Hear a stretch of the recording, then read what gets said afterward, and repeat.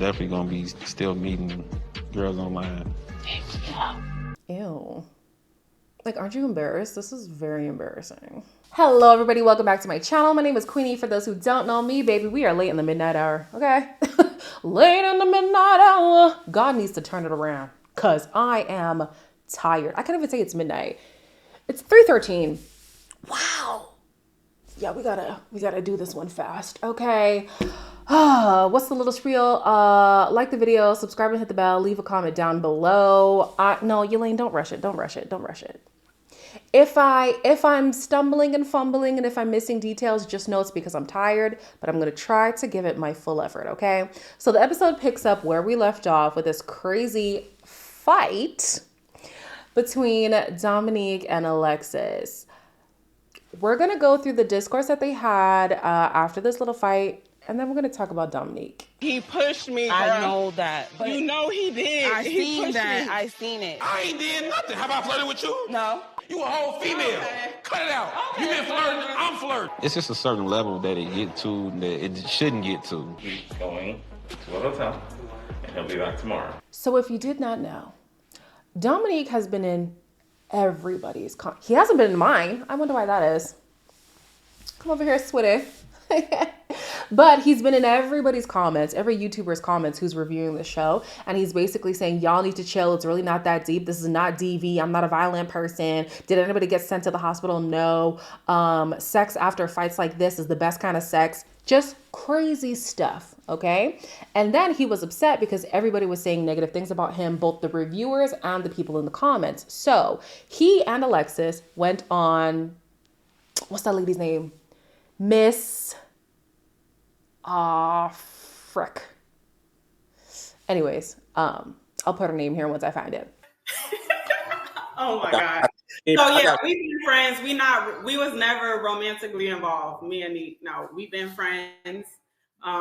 Before the show, he hit me up on IG and he told me, "Oh, do you want to get on this show with me?" I applied. They called us, and that's how it went. The producers was open to, like, you know, a younger energy, you know what I'm saying, more what we see, you know, what we did on any other platform, we wouldn't have went, you know what I'm saying, everything would have been smooth. Nobody would have been dragging it like this. I think that it's hyped up because it's on OWN. And OWN platform is, with all due respect, middle-aged people, etc., housewives, dudes that got degrees. You know, they looking at a little young dude from Inglewood, you know. So I mean, it's no connect there. So I'm guessing our show was to bring in a different, you know, genre of people, which would be good. Let's expand the platform. I'm a reality show head, but everybody thinking they lawyers.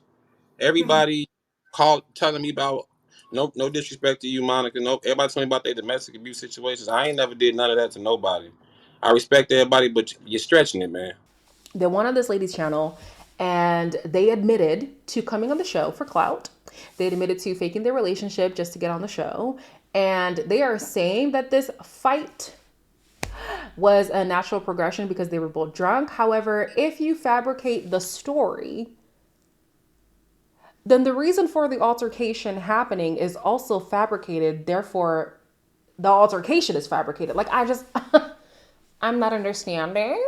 But the point of the matter is they admitted to being scammers. They admitted to coming on the show for clout. So yeah, it's making me question everybody's story. I know that Aaron has been in comments. Aaron has been in my comments. Hey, Aaron, Aaron H. And he said, honestly, being there, it felt like a very contentious situation. And it seemed like Dominique was an actual danger to Alexis. I hope that is true. It's just hard for me to believe knowing what I know now. And what I mean by that is, obviously, I don't hope that it is true that he really was, you know, a danger to Alexis. But I can have empathy for Alexis if he really was a danger to her. But if they were both in cahoots trying to, quote unquote, spice up the show, which is crazy to say. That is so asinine that you think physical violence is going to bring a younger demographic. Ew! Disgusting. But if that fight really was genuine, then I can have empathy for Alexis. If they both planned this situation, she gets the same amount of smoke as Dominique does. You know what I'm saying? And if you stick around long enough, I'm going to tell the little story time, because some people have been asking for a story time on how I got into a similar situation, not the DV, but this whole talking to people for a long time without ever meeting them. I'll save that at the end. So the next morning, everybody's debriefing the fight from the night before, and Aaron speaks out about his own experience with domestic violence. I was in an abusive relationship where I was hit and beat by a female. You can't bring something out of a person that's not already in them. You can get past that, but you can't let it keep going. Right. And I'm telling you as a father, because I got a daughter your age, people get back with people because they forget what they did until they do it again. I'm not sure who saw the video of me, Tammy Talks, and Chloe Johnson on Chloe Johnson's channel. I will tag it here, but I'll also insert a clip. And this is why I said what I said. There are people in real life who experience domestic violence. And the thing about them saying, listen, it's reality TV. People lie on TV and TV is curated to give a certain storyline. Absolutely. But a lot of these storylines are true to life. Mm-hmm. And a lot of people can relate to reality TV because it draws from real stories. Mm-hmm. So yeah, it is problematic that it was depicted that way. And it is problematic that you think that way, because even if you don't feel like that's what it was in the moment, that's what it was to somebody watching. Mm-hmm. Did OWN have a trigger warning before the episode? I don't remember. No. We didn't get a trigger warning. We didn't get a hotline number or nothing. Nothing. No, when you said hotline number in your last thing, I was like, that is so true. Especially after like the 90s sitcoms. If you or anyone you know is struggling with, like, even they could have given us something. And usually it's the people that took part in it that they forced to do it at the end of the episode. You guys. I just finished watching The Never Ever Mets. Why now are they giving us the, if you were someone you know? I know damn well they did not just throw that in there at the last second. It had to be because everybody was talking about this. There's no way they planned to put that in. There are people who you know, people who you don't know, people who you know in your real life and may never tell you that that is their experience. And so watching him on that YouTube video with Alexis and the other YouTuber diminishing domestic violence, diminishing how domestic violence was portrayed in the show, because he says it really wasn't that deep, y'all need to chill. And then also saying that domestic violence is only considered DV in situations where people get sent to the hospital or there's, you know, really bad injuries, like that is domestic violence. No. Even if my man roughed me up the wrong way, if you grab my arm a little bit too hard, I'm going to be concerned. I am. I'm not going to wait to get bruises on my face. I'm not going to wait to see somebody, man or woman, or in between. I'm not going to wait to see them have visible bruises to then justify the violence that they're experiencing in their relationship. Chloe in that live that we did made a good point. If you have to wait for physical evidence for abuse to be present, then financial abuse is not real. Emotional abuse is not real. Spiritual abuse is not real. And we know that those things are real. So it was very unbecoming of Dominique to say what he said, to act how he did on the show. Alexis was in cahoots, so I have no sympathy for her either. We see later Taronda pulls up and she's talking to Alexis. Alexis is getting emotional. Girl, bye. I don't buy these tears at all. Because like I said, y'all were in cahoots. So who cares? Sorry, who cares? I typically am not that person who says, y'all can give negative energy back to people. So don't go looking for Dominique. Don't go looking for him. But if he comes over here, y'all have my permission to say what you want to say. That's all I'm saying. Okay. So let's move on. Oh, yeah, they both get chucked out because the house has a no touching policy. So yeah, bye. Good riddance, nobody cares. Last week, we saw Sienna say that she doesn't really know if there's connection in person between her and Brandon. And now this week, in this portion of the episode, she's talking about wanting to move for this relationship. You need to come to Florida because that's where people go to retire. She lives in New York and I live in Florida, and that also affects the distance between me and my kids. If you want to plan a trip, I'm down. I'll let you know when I have the time. We can make it happen. You know, if I fall in love with someone, moving wouldn't be an issue for me. So Brandon says that his priority is his kids. He has a 13-year-old and a 4-year-old. And I completely understand that. But in the previous episode, he did say that he's going to be the one to take charge. I wonder what that looks like. For all this time that they've been together, I forget the duration of time, but you had these kids already. Like, the kids were there, and you weren't able to get this relationship going. So now you're saying you want to take charge. What does that look like?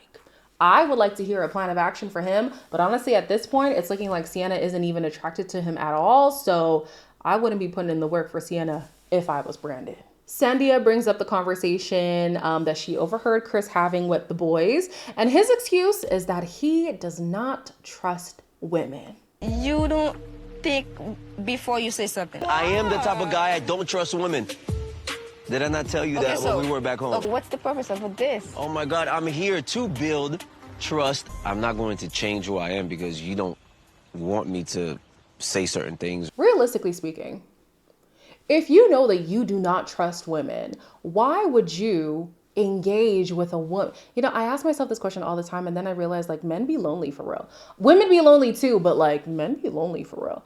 Why would you engage in a situation with a woman knowing that you don't trust women, knowing that you don't trust this woman, knowing that you don't see her as somebody that you're dating, whether casually or exclusively? Like, why are you wasting this girl's time? Because if he really wanted a long-term, healthy, fruitful relationship, he would have taken time to get his mind right. Okay? He would have worked on his self-development and gotten to a space where he can trust women and therefore can give himself fully to a person in a relationship. But we know he doesn't want that. And he must have chosen Sandia specifically because she's here talking about, oh, there's nothing that he could do that we're not going to work through. Even if he does something that I don't agree with, if he just apologizes, then we're fine. Girl, are you dumb? Sorry, that was rude. It's late at night, guys. I'm just a little bit blunt today. You have to have some kind of boundaries, sis. You have to have some point where it's like, no, you cannot go beyond this point. And if you do, I'm leaving. She's giving him the responsibility of whether or not this relationship is going to go forward because she's staying regardless. Absolutely not. No. And then to make matters worse, she's here like, I don't like when you say this and I don't like when you say that. How about you listen to what he is saying? Forget what you don't like him saying. Are you actually listening to those things that you say you don't like? He's saying you are overly emotional. He's saying he doesn't trust women. He doesn't trust you. What else did he say? She was overwhelming him. Like he was saying all these things and I'm thinking to myself, what is there to stay for? There's really nothing to stay for when it comes to Chris. And even though he was right in saying that they're not in an actual relationship, they were just talking, it's the way in which he talks about their relationship. It just wouldn't sit right with me. So at Sandy, I'm here like, babe, if you don't stand for something, you'll fall for anything. And that's what's happening here with Chris. So Aaron J says that he does not like clingy women. And so he appreciates that Joanna is a very hands-off partner. You heard Aaron, I'm finna get in the hot tub. I'm like, that's all you, my boy. Where's your girl, bro?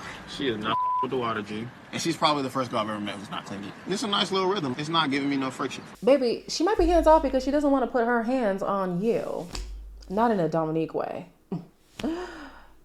She don't really like you like that for real. She don't. She's not touching you because she doesn't want to. But let's move on. Taronda sets up a workshop and it is a Kama Sutra exercise. It is very clear which couples have some sexual tension and which ones are just better off as friends. This is a great position. It's great. This is home for us, so. Amazing. Going the wrong way, sir. It's poking in these jogging pants, so this is a good job over here. I'm ready for the next step. Great job, guys. Can we stay here for a while? Absolutely. Thank you. We have no problem being watched. I'll stop and get on my knees and suck her toes. So Shay and Josh had no issue with their positions because apparently they've already experimented with one of the moves. Oh.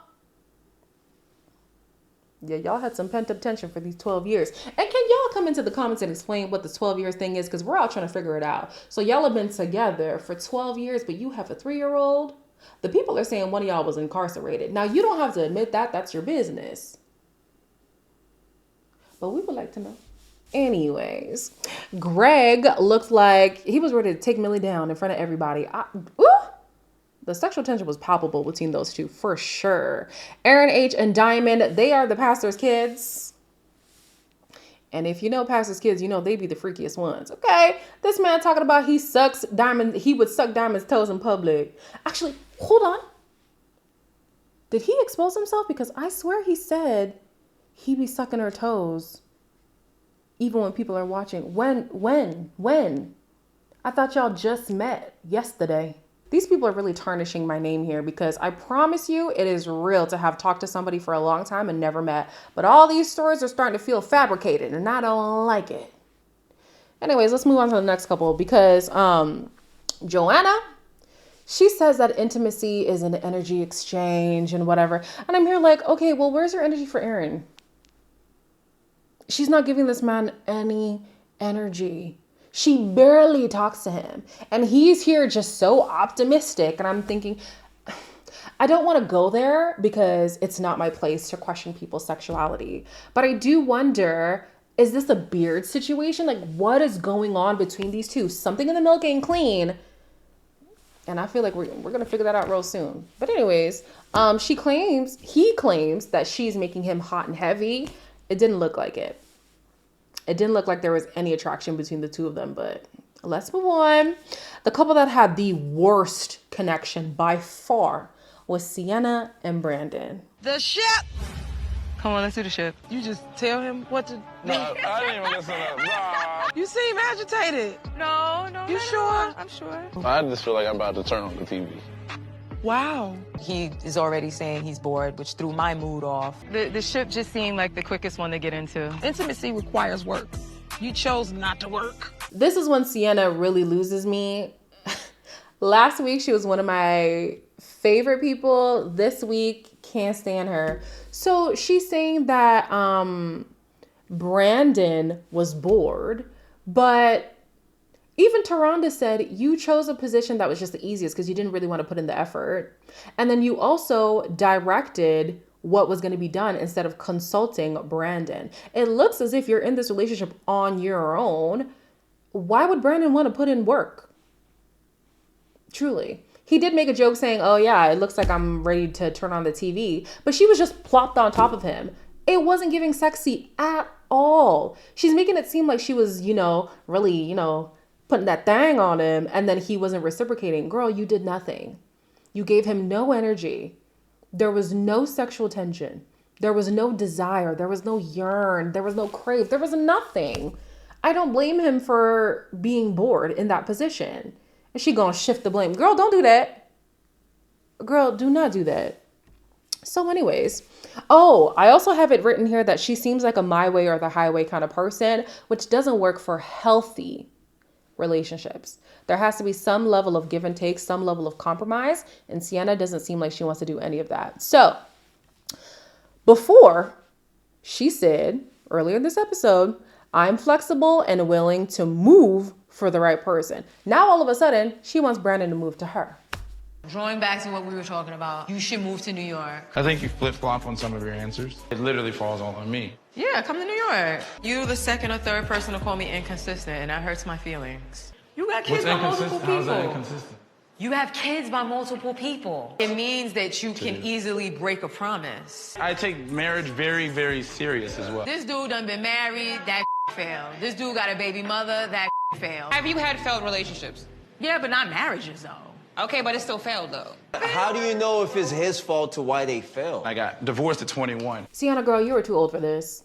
You are too old for this. And by too old for this, I mean even I am too old for this. And I'm about 10 years younger than you. This whole flip-flopping thing and being duplicitous and calling people, what did she call him? She called him a bitch. Girl, you're too old for this. This is embarrassing. You are moving the goalpost. Absolutely, you are. And I'm not even going to make it seem like Brandon is infallible. I don't know what Brandon's pitfalls are. But as of right now, we're seeing that Sienna is a person who's going to take your vulnerability and throw it in your face. She's not a safe space. Okay? She's going to use your vulnerabilities as ammo when it's most convenient for her. That is not somebody who you want to be with, because you can't open up to them.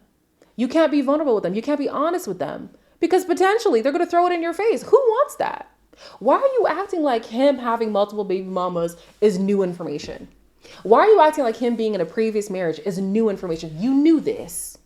You knew this, and you kept talking to him. If you had an issue, you should have cut ties before. Don't make it an issue now. Girl, don't do that. So both of them part ways, and they end up talking to other people about their relationship. However, Sienna has an issue with Brandon talking to Millie about their relationship as if she's not doing the same thing. I ain't got the answers, if that brings you any peace of mind. I know you're trying to work out the kinks. I'm trying to do the same thing in my respective. And it sounds like probably everything he wants to say to you that maybe he can't find the words or something. Maybe if one day he has an open, honest conversation with me about how he feels. Little dumb is adding up. This one called me a bitch at the pool table. She's kind of like me. I get her. But you like listen 100%. and you communicate. Going behind my back and talking about me to someone else, another woman especially, how is that conducive? Girl, bye. Done with Sienna. Done with Sienna. And apparently the show wrote her age wrong. So she's not 40 something. She's 30 something. Still, you're too old for this. You weren't able to communicate with this man. You even decided to go and relay, this conversation with somebody else, maybe use them as a springboard of new ideas, because clearly you were hitting a wall with your man. You don't think he wanted to go and do the same? It's the double standard for me. It's the moving the goalposts for me. It's the stubbornness for me. Sienna, girl. I don't even know what Brandon's issues are, but the issues seem minuscule in comparison to how you're acting. I'm saying it like I'm talking directly to her. I don't know this woman. And a reminder too, y'all, I just be watching this show, okay? Don't take it too seriously. This is commentary on a scripted television show, all right? We're just here for bands. And when the show is over, we move on, okay? Before we move on from this video, though, let me tell y'all the little story time. So, me and this man met on Facebook dating 3 years ago. And I don't know, we just hit it off. We would talk every single day. And then something happened like along the 2-month mark after talking every single day. So we knew a lot about each other at that point. Something happened, we disconnected, and then we started like dating other people, whatever. So unlike these people, I will say I had been talking to him. We weren't in a relationship. We were not dating because we weren't.